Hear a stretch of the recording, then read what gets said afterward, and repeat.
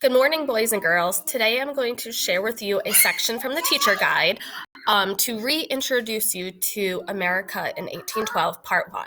This should sound familiar to you because we already heard it once in our listening and learning strand when we learned about the War of 1812. So this is just to refresh your memories before we really dig into our readers next week. So here we go. America in 1812, Part 1. From 1775 to 1783, America fought Great Britain for independence. This conflict was called the Revolutionary War. Against all odds, America won. What had been the 13 original colonies officially became the United States of America. After gaining independence, the American people did not want kings or queens governing them anymore. Americans wanted to create a new kind of government. They wanted to be able to elect individuals to represent the people and act with their best interest in mind. They wanted a government that was by the people, for the people. To create the new form of government, several elected leaders met in Philadelphia in May and June of 1787.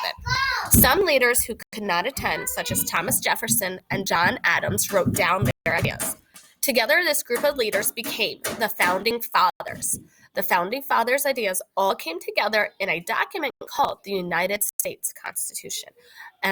I shared these photos with you yesterday when I did the read aloud with you.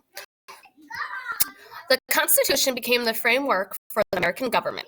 A man named James Madison had a clear vision of how the United States should govern itself.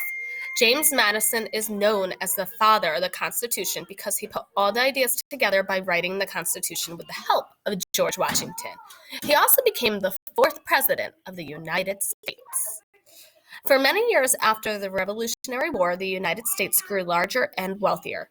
New states such as Vermont, Kentucky, Tennessee, Ohio, and Louisiana were added. New territories were also settled. In 1803, President Thomas Jefferson purchased the Louisiana Territory from France. This purchase more than doubled the size of the United States.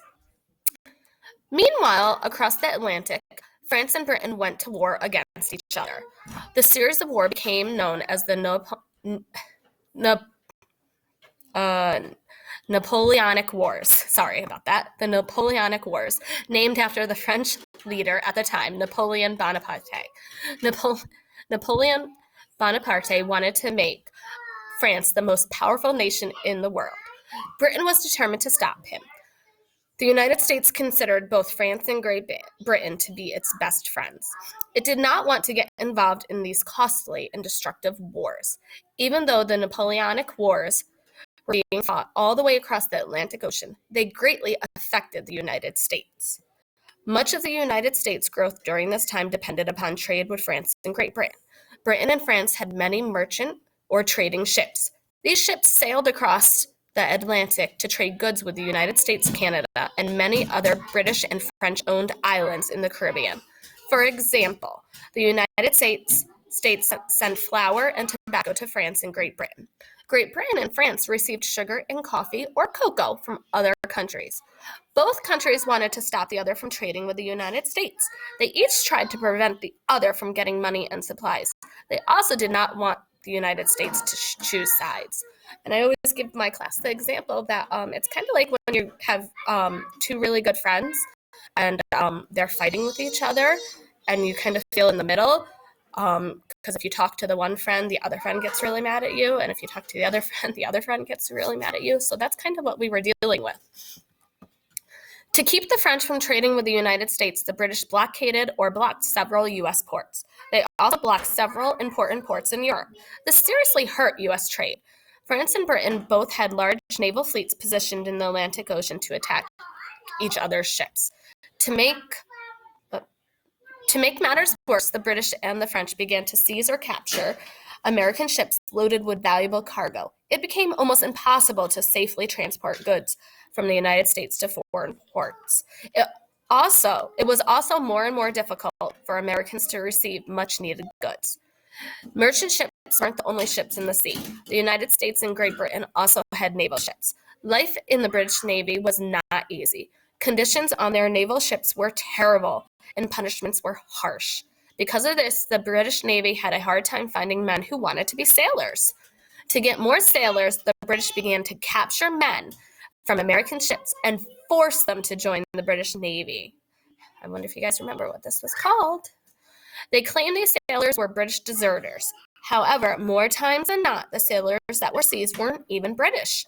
But that did not stop the British from doing it.